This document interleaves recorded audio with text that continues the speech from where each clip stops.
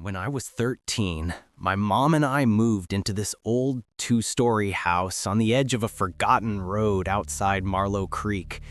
It wasn't haunted looking at first glance. No broken windows, no creaking signs, just quiet. The kind of quiet that doesn't feel peaceful, more like listening. The first strange thing started on our second night. I was sitting on the floor of my new room unpacking books when I heard something faint. It sounded like whispering, too low to make out, but rhythmic, like two people murmuring behind a closed door. I thought maybe it was Mom on the phone, but when I went downstairs, the whole house was dark, except for the kitchen light, and she was asleep at the table with her head on her arms. I brushed it off as pipes, or maybe the wind outside the old shutters. But the next morning, something new happened. When I came down for breakfast, there was a small note on the counter that said, in shaky handwriting, "Don't leave your window open again." I thought maybe Mom was teasing me, but when I asked, she looked confused. She hadn't written it, and the paper, it was the same kind that I used for my school notebook, except mine was still sealed in a box upstairs. That day, I closed my window tight and forgot about it. Until that night, the whispering came again, but this time it wasn't random. I could hear my name, not whispered softly, but drawn out, like someone was testing how it felt in their mouth. Max.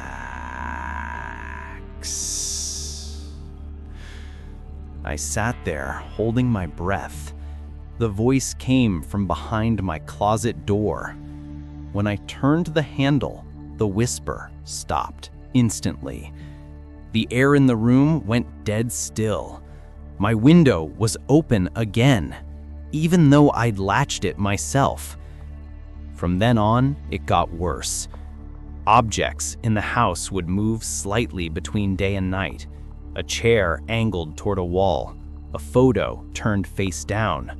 Once, Mom found her toothbrush standing upright on the counter, balanced perfectly on its end.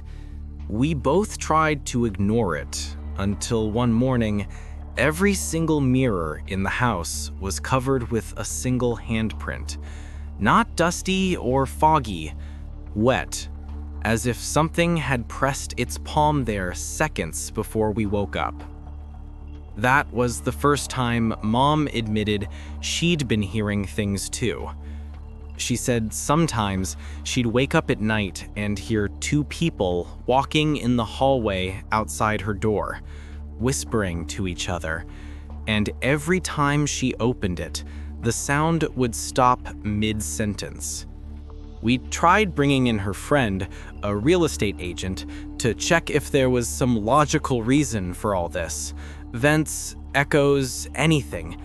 But when she came, the woman barely stayed 15 minutes. She went down into the basement, came back up pale as paper, and said, "You should move out, tonight." We didn't. We couldn't afford to. 2 nights later, I was woken up by the sound of typing, my computer keyboard clicking by itself. I slowly sat up and looked toward my desk. The screen glowed in the dark, and on the blank document, letters were appearing one by one. "You shouldn't have stayed." I ripped the plug from the wall, but the typing didn't stop. The message kept forming. Then everything went black. The next morning, Mom's bed was empty. Her car was still in the driveway, her shoes by the door. No signs of her anywhere. The police searched for weeks, but they found nothing. I moved in with my aunt after that. Last week, for the first time in years, I got the courage to check Google Street View to see if the house was still standing. It was, but in the upstairs window, my window, there was someone standing there, and they were smiling at the camera.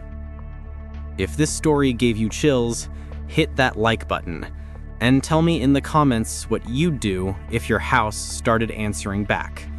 Subscribe for more real horror stories.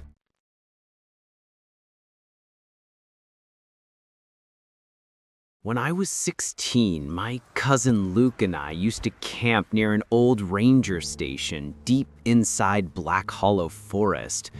It wasn't on any official trail, but everyone in our town knew about it. A crumbling wooden shack from the 70s, half eaten by moss and time. Luke had just bought a new handheld radio, the kind survivalists use to pick up shortwave signals. He was obsessed with tuning it at night, trying to catch stray voices from truckers or rescue channels. I thought it was stupid until that one night we heard something we weren't supposed to. It started as static, the kind that sounds like rain. Then came the clicking. Not Morse code, not random either. It was perfectly rhythmic. Click, click.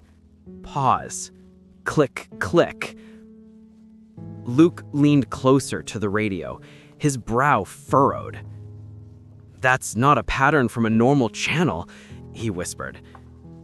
Then we heard a voice, a woman's voice, calm, slow, too close to the microphone. "Don't move." We froze. "Don't talk." The air around us thickened. You know that feeling when the forest suddenly stops? No insects, no wind, nothing? It was like the world was holding its breath. Then she said, "They're in front of you." Our lantern flickered once, and that's when we saw movement between the trees. Not one figure, 3. Their outlines were human, but blurred, like heat rising from asphalt. Luke turned off the radio instantly, but the voice kept speaking, from somewhere in the dark. "You shouldn't have tuned in." The light died. The world went silent again. When the lantern came back on, the figures were gone. Only our radio remained, still hissing faintly, even though it had no batteries inside anymore. We ran back to the car that night. Luke didn't say a word the entire drive home. The next morning, he texted me at 5:12 a.m. "Do you hear it too?" I didn't reply because I did. I could hear faint static, even without the radio, coming from my phone speaker. At first, I thought it was interference, but then, through the faint crackle, the same voice whispered, "You brought it back." For the next few nights, I couldn't sleep. Every time I turned off my phone, the sound grew louder, like it was coming from inside the walls. My parents thought it was just stress, but Luke wasn't so lucky. On the 4th night, his mom found his bedroom empty. The window was open, the bed perfectly made, and his radio was sitting on the floor turned on. When she picked it up, she swore she heard something whisper her son's name through the static. The police searched the forest for days.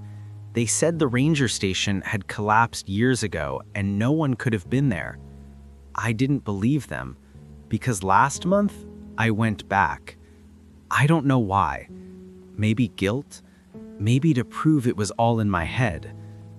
But when I reached the clearing where the shack used to stand, there was something new. A metal tower, small, modern, humming faintly. At its base, an open briefcase with several radios stacked inside. Every single one was switched on. And from the speakers, I heard that same voice again, soft and almost kind. "Welcome back, Max." If you ever hear strange frequencies in the woods, turn back. Don't listen. And if you want more stories like this, hit like and subscribe. Or tell me in the comments what you'd do if a voice started calling your name through the static.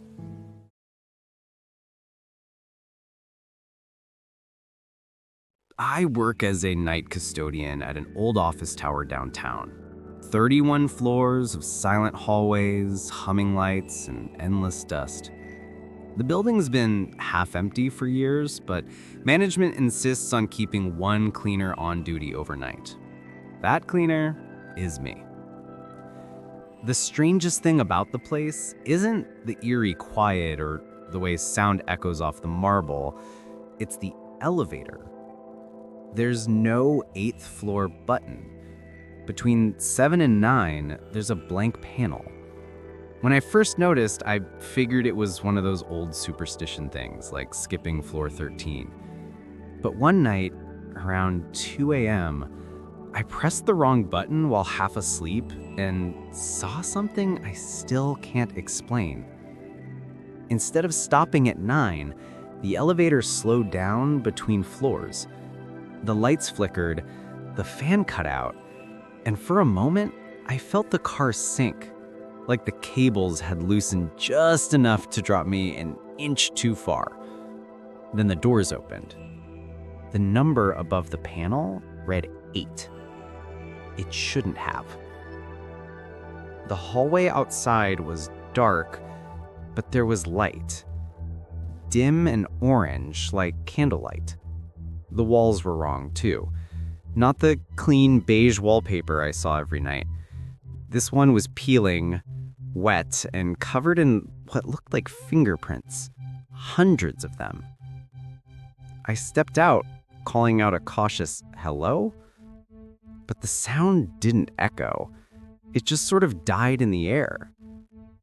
Then, I heard the typing. At the far end of the hall, there was a glass-walled office, and inside someone was sitting at a desk. A woman, dressed in an outdated suit, her back to me, typing steadily on a black typewriter. I took a step closer. The fluorescent light above her desk flickered once, and I realized there was no typewriter. Her hands were slamming against the wood over and over, as if she was still trying to type something invisible. The air smelled like ozone and dust. Then she stopped. Slowly, she turned her head, not her body, just her head, and looked directly at me through the glass. Her face was blurred, like the image on a corrupted video. And when she opened her mouth, the sound that came out wasn't a scream or a word. It was the elevator bell. Ding! I bolted for the lift, jamming the close button until the doors finally slid shut. But before they did, I caught one last glimpse of the hallway and saw at least a dozen figures now standing in the dark, all wearing the same gray suits, all staring at me. The elevator shot upward, faster than usual. When the doors opened again, I was back on the 9th floor. Everything looked normal. My watch, however, said 3:37 a.m. I'd been gone for more than an hour. The next morning, I told the building manager. He laughed it off until I mentioned the 8th floor sign. His smile disappeared instantly. "There's no 8th floor," he said. "There never was." He showed me the blueprints. The space between 7 and 9 was sealed off decades ago after a fire killed a whole accounting department. The elevators were reprogrammed to skip it completely. But later that night, as I was mopping the lobby, I noticed the elevator panel again. The 8 was glowing faintly red. When I went to report it, I heard the bell ring in the distance. Ding! One of the elevators was descending on its own. The display stopped at 8. The doors slid open, even though no one had pressed the button. And inside, resting in the middle of the floor, was a single typewriter key. The letter H. That was the first letter of my name. Now, every time I start my shift, the elevator hums a little louder. The 8 glows before I even touch it. And sometimes, when I walk past the doors, I swear I hear typing from behind them. Slow, deliberate, waiting. Would you step into that elevator just once to see what's on the 8th floor? Let me know in the comments. And if your elevator ever skips a number, don't ask why. Just walk away.